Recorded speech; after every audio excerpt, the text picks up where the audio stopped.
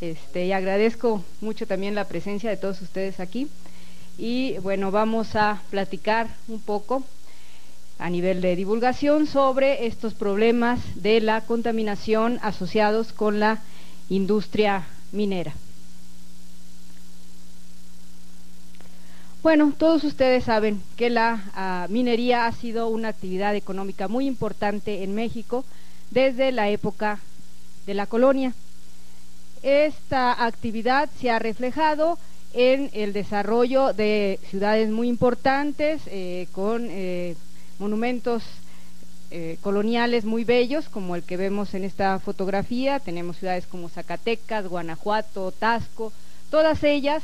Su auge vino a raíz de la actividad minera. México todavía sigue siendo un país muy importante en este ramo y en el año 2000 fue uno de los 13 primeros productores mundiales de 18 minerales. También en este año se reportó que la producción minero-metalúrgica alcanzó 30.349 millones de pesos. Entonces, no cabe duda que esta es una actividad importante, relevante para la economía de México, y hay que, pues, seguirla impulsando, seguirla conservando. Solamente que hay un problema. ¿Cuál es este problema? Bueno, el procesamiento de los minerales, que implica la extracción de las minas, luego la trituración, la molienda, tratamientos físicos y químicos, pues en este proceso, aquí vemos por ejemplo una planta ya en desuso, aledaña a la población de Taxco, pues generó muchos residuos, ¿no? Entonces estos residuos pueden ser muy grandes, pueden tener miles de toneladas y pueden tener también concentraciones muy elevadas de metales y metaloides tóxicos. Y pues a primera vista nos dirían que son un peligro ambiental. Bueno, vamos a ver realmente si esto es cierto o esto es un mito. ¿De qué se trata este problema ambiental de la minería? Bueno, en estos residuos tenemos los sulfuros metálicos que quedan del residuo de este procesamiento de los minerales, y estos sulfuros, con la acción del agua y el oxígeno presentes en el ambiente, pueden reaccionar. Aquí vemos, por ejemplo, la pirita con oxígeno y agua y liberar metales, ¿sí?, como el fierro, y soluciones ácidas, ¿verdad?, con un pH ácido, y también liberan sulfatos al oxidarse. Aquí tenemos este tipo de reacciones típicas. La arsenopirita, por ejemplo, aparte de fierro, sulfatos y iones hidronio, nos produce arseniatos. Entonces, este arsénico, pues, podría afectar el ambiente, el entorno de estos depósitos. Bueno, por otro lado, además de estos sulfuros, muchas veces vienen acompañándolos en los residuos otros minerales que pueden reaccionar con los productos que se producen al oxidarse los sulfuros metálicos. Entonces, uno de los más importantes es la calcita, carbonato de calcio, que puede reaccionar con los protones, resultado de la oxidación de los sulfuros, ¿sí?, y con los sulfatos, y producirnos anhidrita o yeso. Entonces disminuye la acidez de estos residuos, y por otro lado, al disminuir esta acidez, al elevar el pH, este fierro se puede precipitar como hidróxido férrico, y este hidróxido férrico puede retener muchos de los metales que se liberan por las otras reacciones. También se pueden formar lo que se llama minerales secundarios, que se producen a partir de estas reacciones de los minerales que originalmente provienen del procesamiento, y atrapar, ¿verdad?, atrapar algunos de estos metales. Por ejemplo, aquí el plomo, ¿sí?, y el arsénico se pueden atrapar en este mineral que se llama beudantita. Bueno, Nosotros hemos desarrollado en el Laboratorio de Química Analítica, en el Departamento de Recursos Naturales y con una serie, en colaboración con una serie de investigadores del Instituto de Geología y de la Universidad Autónoma de Guerrero, así como de algunas universidades norteamericanas, estudios en dos zonas mineras principalmente. Una es en el área de Zimapán, en el estado de Hidalgo, y otra es en el área de Taxco, en el estado de Guerrero. Entonces vamos a ver un poquito de la historia de ambos sitios. Bueno, esta es la población de Zimapán. Como ustedes ven, el clima es semiárido, y esta ha sido una región minera desde la época de la colonia, ¿verdad? Bueno, en 1992 la Comisión del Agua detectó en el agua subterránea, que es la que abastece a la población, concentraciones de arsénico por encima de las normas para agua potable. Y en 1993 nosotros en el Instituto de Geofísica iniciamos un estudio para determinar, bueno, el origen de este arsénico, por un lado, las concentraciones en el acuífero y proponer alternativas de remediación a esta problemática.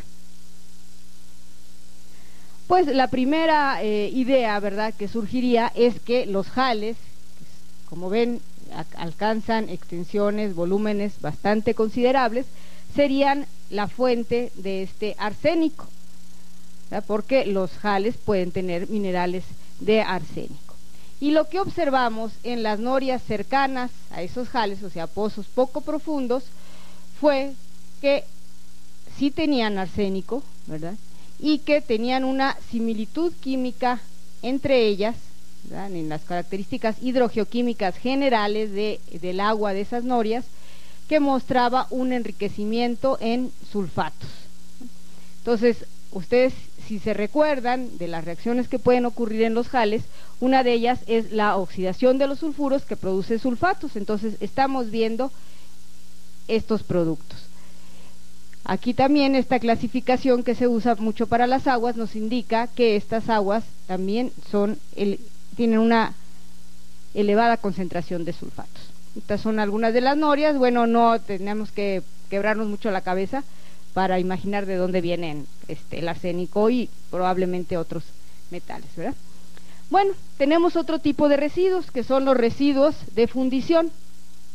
Nosotros hicimos el análisis, bueno, por supuesto hicimos el análisis de muestras de jales, también de muestras de estos residuos, y las concentraciones de arsénico eran muy bajas, ¿verdad?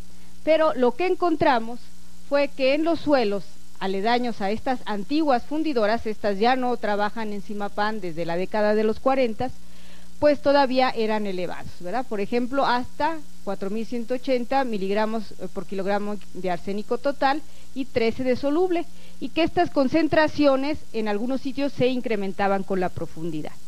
Bueno, entonces tenemos que esta es otra de las fuentes de arsénico en el acuífero somero, ¿verdad?, en las norias. Los humos de estas fundidoras estaban enriquecidos en arsénico. Estos humos se depositaron en el suelo y pues la acción del riego, de la lluvia, los fue transportando hacia el agua subterránea. Bueno, pero el problema mayor, las concentraciones más elevadas, se tenían en los pozos profundos, en algunos de los pozos profundos. ¿Qué fue lo que observamos aquí? Bueno, este era uno de los pozos más contaminados. A lo largo de los años lo hemos seguido monitoreando y su concentración ha variado entre 0.4, 0.8 miligramos por litro de arsénico. La norma para agua potable en México ahorita es de 0.03, entonces imagínense cuántas veces por encima de la norma está este pozo. Y este es un manantial que está contiguo a este pozo, que no tenía nada de arsénico. Este es un pozo también sin arsénico, y estos son una muestra de una noria cercana a los jales. Entonces, como ustedes ven, este y este se parecen en su firma química, y muestra también este pozo un enriquecimiento en sulfatos. tenemos otra área en el Valle de Zimapán, donde los pozos están en rocas volcánicas, y si ustedes observan, la firma química es muy diferente, y estos pozos en general no tenían nada de arsénico o mostraban concentraciones muy bajas. Bueno, ¿de dónde viene el arsénico de estos pozos? Estos pozos no tenían relación con las fuentes que ya vimos, como serían los jales o los residuos de fundición. Entonces, ¿a qué se debe la presencia de arsénico? ¿A qué podría deberse? Bueno, en Zimapán se han reportado muchos minerales de arsénico, o sea, la mineralización natural de ahí, ¿verdad? Los minerales que están de manera natural están enriquecidos sobre todo en arsenopirita. ¿Sí? Es un mineral que está ampliamente distribuido, además de otros minerales de arsénico. Tomamos nosotros muestras de roca de las diferentes formaciones y observamos, ¿verdad?, concentraciones sumamente elevadas de arsénico en algunas muestras. Por ejemplo, aquí serían 10.000 partes por millón, aquí tenemos en esta cerca de 400 partes por millón, y estas muestras son las que mostraban, las que tenían evidencias visibles de algún tipo de mineralización, la presencia de minerales, y eran más elevadas en arsénico respecto a las mismas formaciones, pero sin mineralización. Ustedes observan aquí cómo este proceso que nos está indicando, bueno, nos está indicando oxidación, ¿verdad? Ustedes lo ven, bueno, se identifica fácilmente que esta es una oxidación, ¿de qué? Pues de los minerales que están aquí en esta roca. Este no es un residuo, es una roca que está ahí aflorando en la zona de Zimapán. Bueno, tomamos muestras de pozos, de norias, etcétera, y todos los sitios coincidieron en tener un predominio de arsénico 5, o sea, arsénico en su mayor grado de oxidación. ¿Esto qué nos estaba indicando? Bueno, que naturalmente se está dando la oxidación de la arsenopirita que está presente de manera natural en el subsuelo, que nos produce estas soluciones enriquecidas en sulfatos, en arsénico, y que disminuye el pH. Y también hay otro mineral de arsénico, la escorodita, que se disuelve y también nos libera el arsénico. Aquí tenemos estos diques, ¿verdad?, que llegan a ser muy grandes en la zona, cómo se observa la oxidación a los lados del mismo. Entonces, estos procesos se tienen en diferentes partes del subsuelo, que es un subsuelo con roca de tipo calizo, ¿verdad?, de carbonato de calcio, y que está sumamente fracturado, y aunque en esta zona no se tenga directamente la mineralización, al darse la oxidación en el agua subterránea, el arsénico se puede transportar por toda esta serie de fracturas y de fallas que abundan en la zona. Bueno, entonces nosotros identificamos fuentes de origen humano como resultado de la actividad humana, que son los jales y los humos de las fundidoras, y la fuente más importante, la que provocó la mayor contaminación, fue la mineralización en las rocas calizas principalmente. Estas fuentes contaminaron únicamente los norias y pozos, las norias, pozos someros cercanos a estos residuos. Esta contaminó los pozos profundos que se usaron hasta principios de este año, parece que ya no, como fuente de abastecimiento para la población de Zimapán.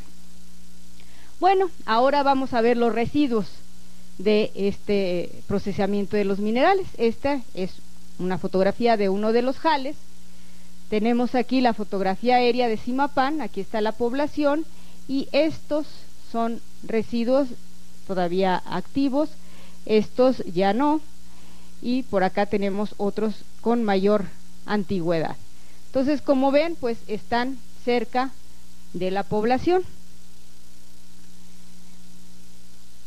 Además de determinar el arsénico total y el plomo y otros metales en estos residuos, hicimos pruebas de extracción, tratamiento con agua, para ver qué tanto se liberaba. Entonces encontramos que aquellos jales con un pH neutro, ¿verdad?, tanto el plomo como el arsénico se liberaban muy poco. prácticamente nada. Aquellos jales más ácidos, la liberación era mayor, sobre todo en el caso del arsénico, y los jales todavía más ácidos, con un pH alrededor promedio de 2.8, bueno, las concentraciones de arsénico llegaban a ser bastante elevadas.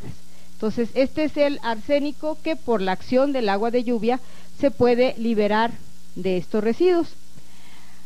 Bueno, hicimos otra serie de pruebas con los materiales que se llaman procedimientos de extracción secuencial selectiva, en la cual nos distingue entre aquello que es más fácil que se libere al ambiente y aquel metal o metaloide que se va a retener y que va a ser más estable en el residuo o en el suelo. Entonces tenemos la fracción soluble y la intercambiable, se liberan fácilmente, pasan al ambiente prácticamente con la lluvia. La fracción asociada a hidróxidos de fierro y aluminio es más difícil que libere a estos metales, debe de haber un cambio en el pH, en las condiciones de acidez del medio o de oxidorreducción, y la fracción asociada a carbonatos también puede liberarse si cambia el pH. Finalmente, la fracción residual pues es la de mayor estabilidad.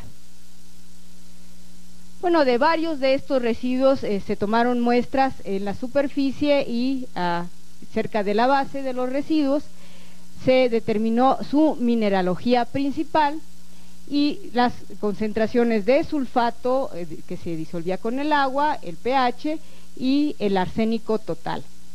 Entonces, aparte de estas extracciones secuenciales, entonces ustedes ven, por ejemplo, en estos jales hay una gran cantidad de calcita, que quiere decir predominante, y hay presencia de yeso.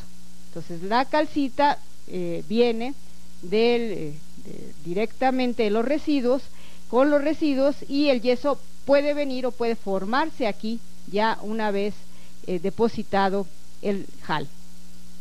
Y en la muestra cerca de la base tenemos más yeso y también presencia de arsenopirita. Ustedes ven, el pH es más ácido y la cantidad de arsénico, bueno, es relativamente menor. ¿Qué nos dice esta especiación o este fraccionamiento del arsénico? Bueno, que nada más el 3% está fácilmente disponible para el ambiente en la fracción de carbonatos intercambiable más soluble en la muestra de la superficie, y la mayoría está en la fracción de hidróxidos de fierro y aluminio y en la fracción residual, o sea, con una mayor estabilidad ambiental, pudiéramos decir. En la muestra que se tomó a mayor profundidad, bueno, la proporción de arsénico intercambiable es mayor, o sea, la que está disponible es mayor, aunque la concentración total, por otro lado, es menor. Entonces hay que evaluar esto. En otros de los residuos tenemos también un predominio de la fracción residual y de hidróxidos, pero estos dos forman el 12%, que pues sí es importante. Tenemos aquí otro ejemplo donde hay otra vez calcita, ¿verdad? Tenemos yeso, tenemos cuarzo y presencia de arsenopirita. Y el arsénico, pues aquí sí es sumamente elevado, tanto en la muestra tomada de lo alto como en la que se tomó cerca de la base. Bueno, en estos jales, la mayor parte del arsénico se encuentra en la fracción de hidróxidos de fierro y aluminio y en la residual, y menos en la disponible. Bueno, por lo menos ya sabemos que, aunque la concentración total es muy alta, la parte que se puede liberar pues es aproximadamente del 8% del total. Bueno, hemos proseguido con esta investigación, tomando más muestras en la superficie, en otros sitios. Continuamos con este estudio. Hemos iniciado con el apoyo del CONACYT Semarnat la toma de muestras también a profundidad para ver cómo varían las características tanto mineralógicas como químicas de estos jales. ¿Por qué? Porque se sabe que pueden darse diferentes zonas de oxidación, donde hay una penetración del oxígeno e interacción con el agua, y es donde se van a liberar todos estos metales y metaloides, pero puede haber después capas, formación de minerales secundarios, que retengan a estos metales y eviten que se dispersen en el ambiente. Incluso podemos llegar a tener una zona donde no haya o haya muy poca interacción con el oxígeno y el agua, y entonces no se desarrollen este tipo de reacciones y permanezcan relativamente estables los metales. Bueno, tomamos en otro de los residuos muestras. Ustedes están viendo estas zonas que yo les decía. Aquí está la zona de oxidación, ¿ya? Se ve directamente roja. Aquí tenemos presencia, formación de minerales secundarios, probablemente yeso o anhidrita. Aquí tenemos otra zona que pudiera ser de reducción o de depósito de nuevos jales que no se han llegado a oxidar, y finalmente a mayor profundidad tendríamos ya la zona de reducción. Entonces, en este proyecto lo que hemos estado haciendo es tomar muestras de cada una de estas zonas para poder analizar por separado e identificar cuáles son los procesos que realmente se están dando en estos jales. Entonces, lo que vimos, que ya les mostré, la presencia de arsenopirita, la tenemos aquí claramente. Determinación, este análisis se hizo en el Laboratorio Universitario de Petrología por microscopía electrónica de barrido y microsonda. Tenemos un mapa y tenemos que se pueden observar también la alteración de minerales como la pirrotita, ¿sí?, donde ya se está disolviendo y está liberando los metales.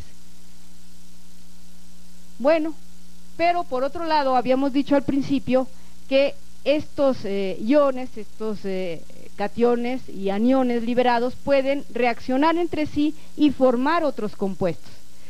Las reacciones de precipitación, entonces, son capaces de atrapar a los metales liberados, y aquí tenemos un ejemplo. Este es un difractograma de la beudantita, que ya veíamos anteriormente, en la cual el plomo aquí no se ve, pero es plomo, fierro, sulfatos, arsénico y agua, forma este mineral que se identificó en algunos de estos jales. Por otro lado, las reacciones de sorción o retención en la superficie, ¿sí?, de las partículas pueden también evitar la dispersión de estos metales y metaloides. Entonces, aquí se observa óxido férrico, en el cual se identificó presencia de arsénico. O sea, hay evidencias de que el arsénico puede estarse reteniendo en estas capas oxidadas. Bueno, y me dirán, ¿y qué pasó con el agua? Bueno, el agua, afortunadamente han pasado cosas buenas. El pozo más contaminado, que era el Muy, se cerró en 1995, ¿verdad? Aquí tenemos las concentraciones con el tiempo de arsénico en los diferentes pozos profundos. Este pozo se cerró, ya no abastece a la población. Por otro lado, hasta, les decía, inicio de este año, la concentración de arsénico que se abastecía a la zona urbana de Zimapán, pues estaba entre 0.2, 0.4 miligramos por litro de arsénico, lo cual pues sí todavía es elevado, porque en esta agua resulta de mezcla de aguas procedentes de fuentes con diferentes concentraciones de arsénico.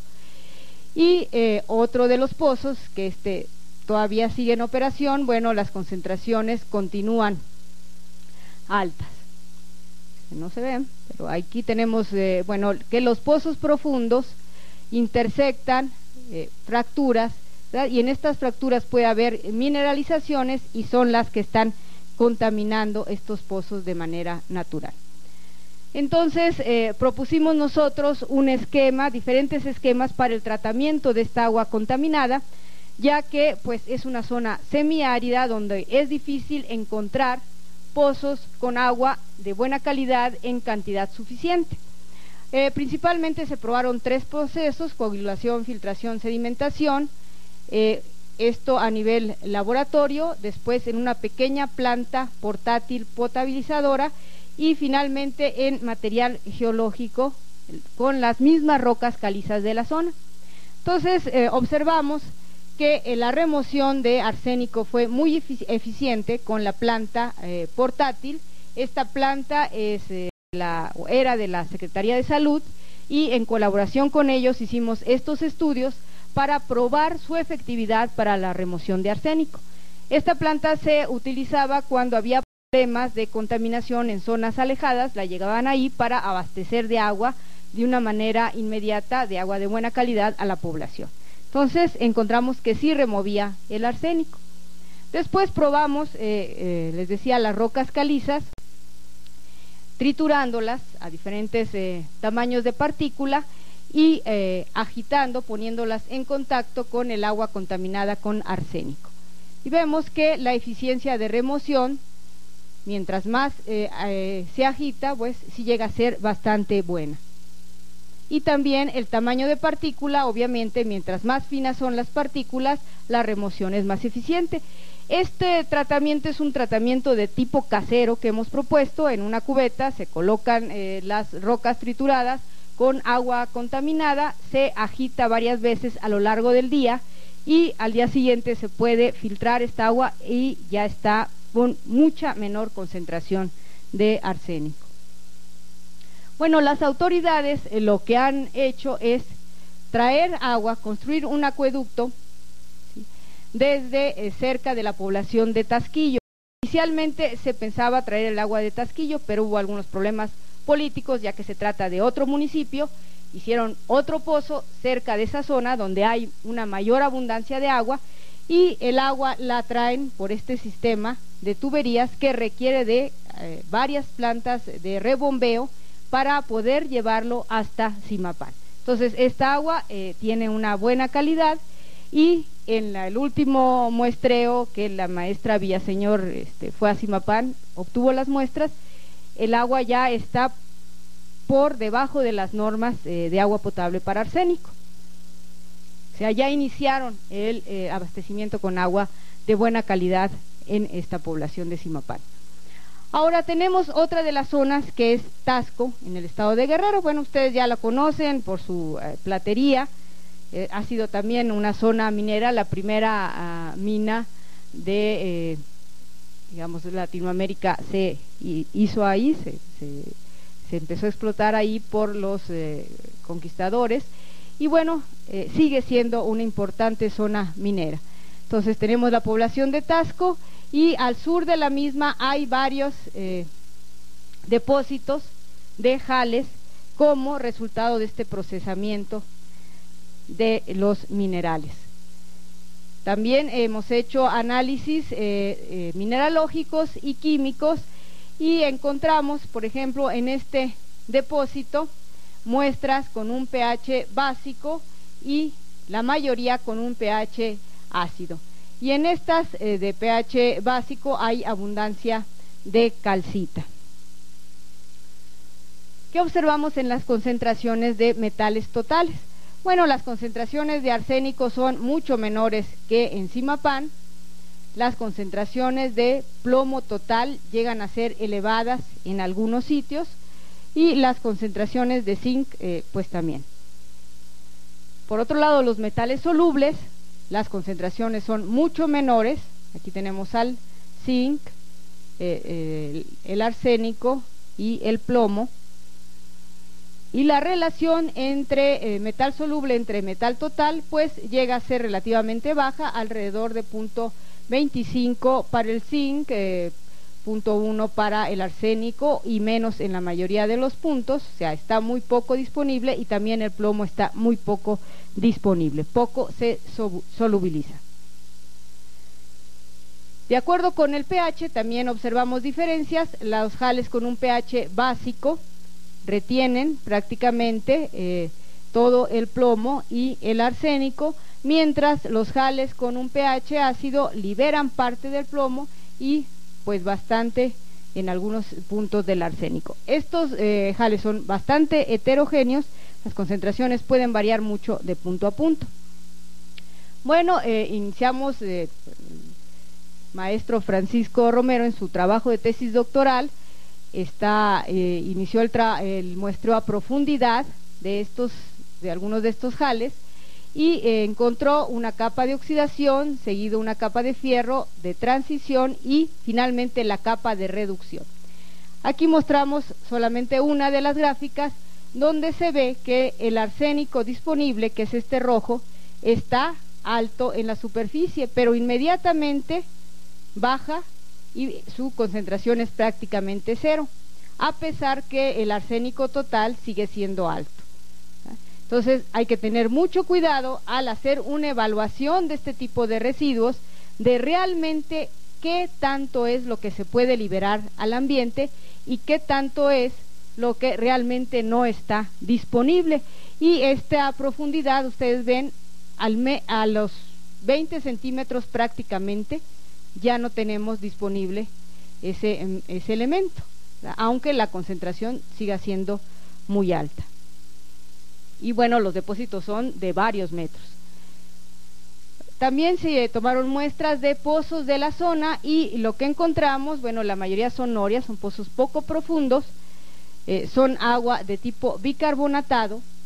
Estas aguas sulfatadas corresponden a lixiviados de los jales, o sea, agua que sale directamente de los jales y aguas de minas, pero en los pozos no encontramos esto.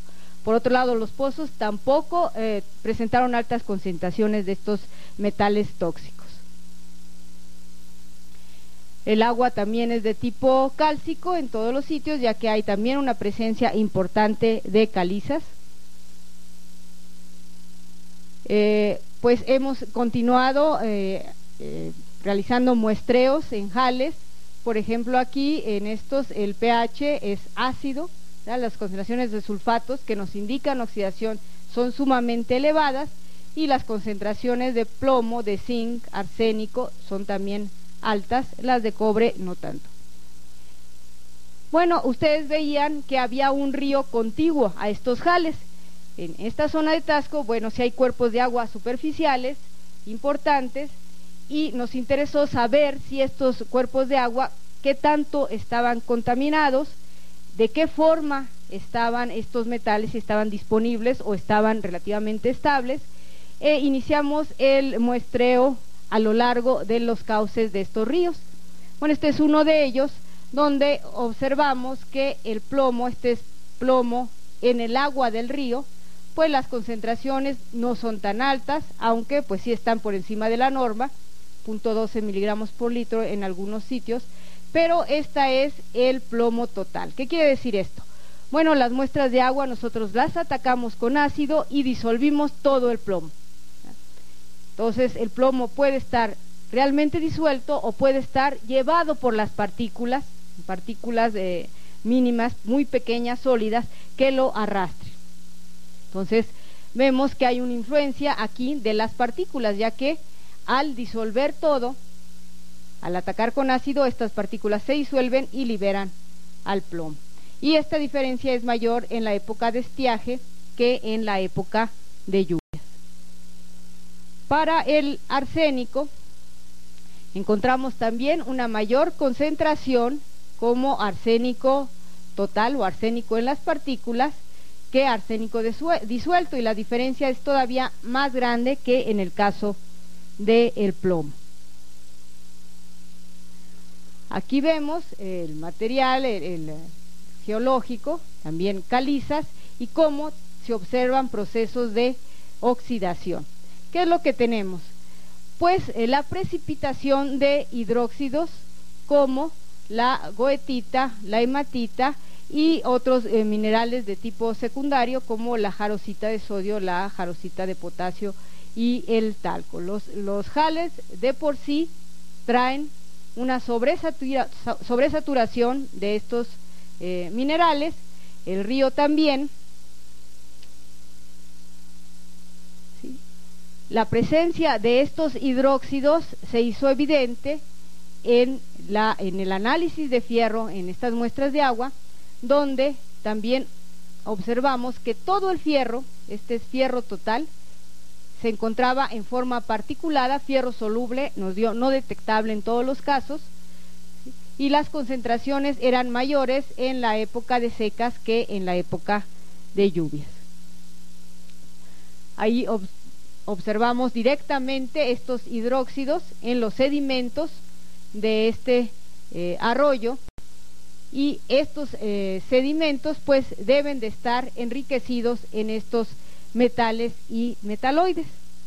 Bueno, también esta es Flor Árcega, alumna del doctorado en Ciencias del Mar y Limnología, que ha iniciado el estudio de estos sedimentos, principalmente enfocándose hacia el plomo, y vemos cómo se han obtenido a lo largo del cauce de uno de estos ríos, y estos son algunos resultados preliminares de otro de los arroyos de la zona.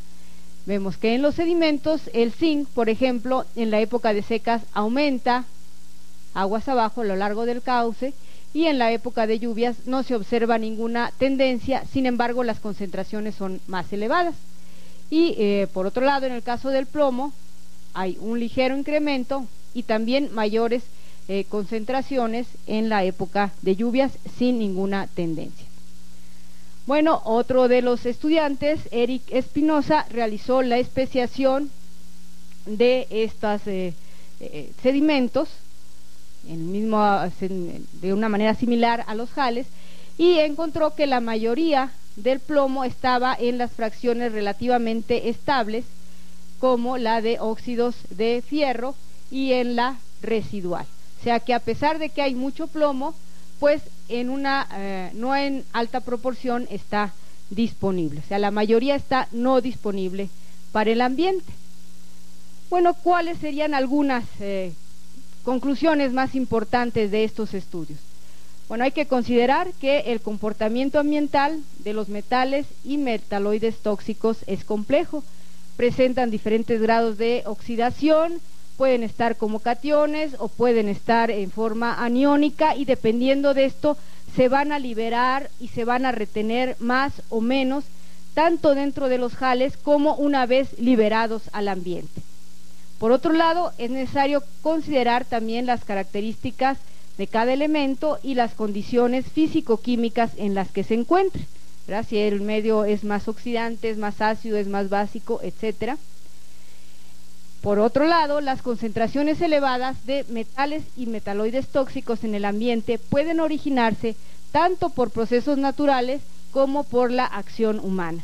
O sea, no siempre la acción humana es el factor más importante de la presencia de estos metales tóxicos, sino que también pueden ser procesos naturales muy importantes. Finalmente, es indispensable realizar estudios amplios e interdisciplinarios para conocer realmente la dispersión y las afectaciones ambientales reales de estos metales y metaloides, y en base a este conocimiento real, poder proponer alternativas viables de solución en cada zona minera. Y bueno, finalmente no quiero dejar de mencionar y de agradecer y de dar el crédito tanto a los investigadores como a los estudiantes que han participado en el desarrollo de todos estos estudios, del Instituto de Geofísica, el doctor Ramiro Rodríguez, la doctora Morton, de la Universidad de Guerrero, el doctor Oscar Talavera, del Instituto de Geología, la maestra Guadalupe Villaseñor, de Estados Unidos, Lois Ongley, Helen Mango, Alison Latrop, de la Secretaría de Salud, el doctor Héctor Bruce, y mis compañeras del Laboratorio de Química Analítica, Nora Ceniceros, Olivia Cruz y Alejandro Aguayo, todas ellas químicas, y muchos estudiantes de maestría y de doctorado, aquí doy sus nombres, también estudiantes de la Universidad Autónoma de Guerrero y algunos estudiantes de Estados Unidos. Y también agradezco a quienes nos han apoyado económicamente, como es la Dirección General de Asuntos del Personal Académico, por supuesto el Instituto de Geofísica, la Fundación Española MAFRE, el CONACYT, la National Science Foundation, cuando participaron los estadounidenses, y actualmente CONACYT Semarnat. Y pues muchas gracias a ustedes por su presencia aquí, y agradeceré que hagan las preguntas, las dudas que tengan. Las contestaré con mucho gusto. Gracias.